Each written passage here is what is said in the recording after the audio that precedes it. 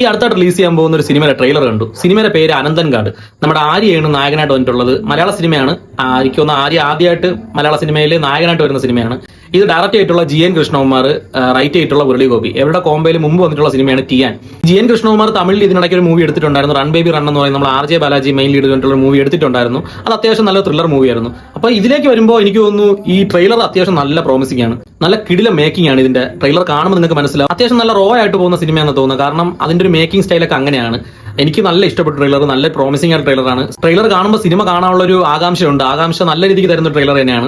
എനിക്ക് തോന്നുന്നു performance wise എല്ലാവരും അടിപൊളിയായിരിക്കും എന്ന് എനിക്ക് തോന്നുന്നുണ്ട്. കാരണം ആര്യയാണ് മെയിൻ ലീഡിൽ, പിന്നെ നമ്മുടെ ഇന്ദ്രൻ സേട്ടുണ്ട്, പിന്നെ നമ്മുടെ അപ്പാണി രവി, പിന്നെ മുരളി ഗോപി, അങ്ങനെ കുറച്ച് നല്ല കാസ്റ്റിംഗ് സിനിമയ്ക്കകത്തുണ്ട്. അവിടെ എല്ലാം കിടിലം പെർഫോമൻസ് ഇതിൽ കാണാൻ പറ്റും എന്നുള്ളത് ഷുവറാണ്. കാരണം ട്രെയിലർ കാണുമ്പോൾ നിങ്ങൾക്ക് മനസ്സിലാവും അതിൽ ചെയ്തു വെച്ചിരിക്കുന്ന മേക്കിങ്ങും കാര്യങ്ങളൊക്കെ കിഡിലാണ്, ഒരു രക്ഷയില്ല. ട്രെയിലർ അടിപൊളി ട്രെയിലർ കട്ടാണ് അവർ ചെയ്തിട്ടുള്ളത്. ഈ സിനിമയിലേക്ക് വരുമ്പോൾ എങ്ങനെ ഉണ്ടാവും എന്നുള്ളത് നമുക്ക് കണ്ടറിയാം. നമ്മൾ അൺഎക്സ്പെക്ടഡ് ഇരുന്ന് കാണുമ്പോൾ നമുക്ക് പെട്ടെന്ന് ഒരു വാവ് ഫാക്ടർ തോന്നണമല്ലോ, അത് ഈ ട്രെയിലറിൽ എനിക്ക് കിട്ടി. അങ്ങനെ ടിയാൻ സിനിമ ചെയ്ത അതേ ടീം തന്നെയാണ് ഈ സിനിമയും ചെയ്യുന്നത്. എങ്ങനെ ഉണ്ടാവും നമുക്ക് സിനിമ കണ്ടറിയാം. ഈ മാസം ജൂൺ 25 സിനിമ റിലീസാണ്. അപ്പം ബാക്കി നമുക്ക് കണ്ടറിയാം. Okay, by.